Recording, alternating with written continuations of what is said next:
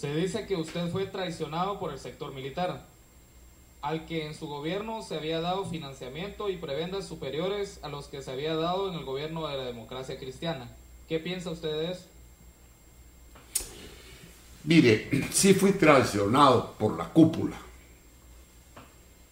Y prebendas, le voy a contar.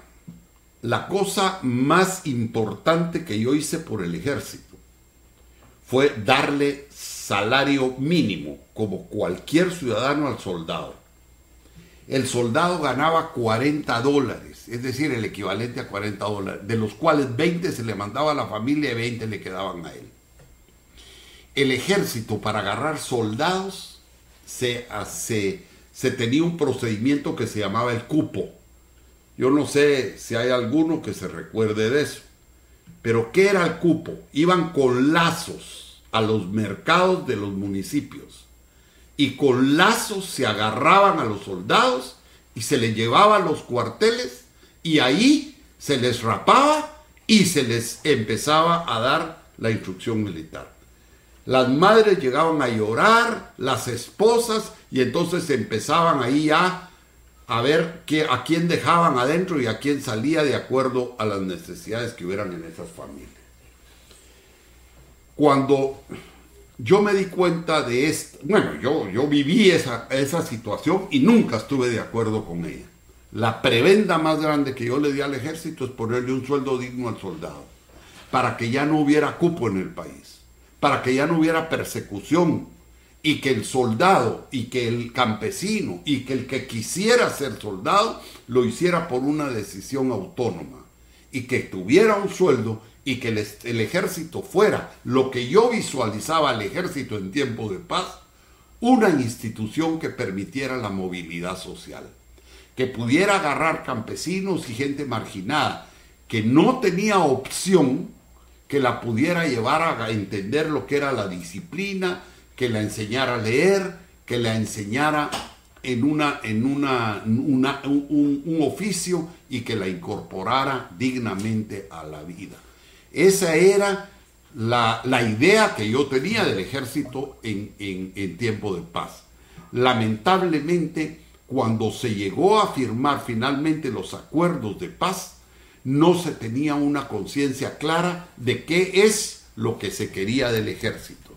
Y estamos hoy, 15 años después de haberse firmado los acuerdos de paz, y todavía no sabemos qué es el papel que le corresponde al ejército en paz. Y esto lo estamos viendo con acontecimientos como el que acaba de pasar ahorita en Alaska. Todo esto es triste, pero lo tenemos que encarar, lo tenemos que resolver, y no podemos meter la cabeza bajo la mesa. Es decir, hay que encontrarle un papel al ejército o acabar con el ejército. Pero a mí me parece, sí quiero decirles, que hay unas críticas correctas al ejército, pero hay otras críticas que no son totalmente justas. Porque en muchos de los lugares alejados del país nunca hubo representación del Estado.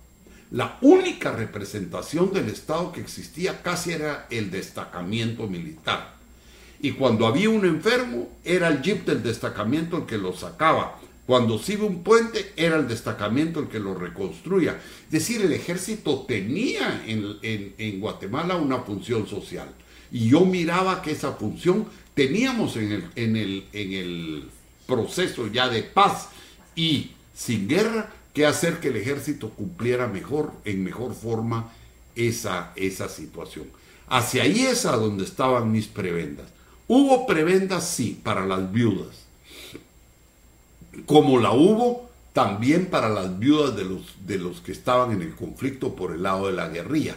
Así como compré 20,000 hectáreas para reubicar a estas personas, en mi gobierno también se compraron algunos terrenos para ver si se reubicaban a viudas de oficiales y de elementos de tropa que habían quedado niños, huérfanos y viudas por el conflicto. Porque lamentablemente el conflicto afectaba a los dos bandos.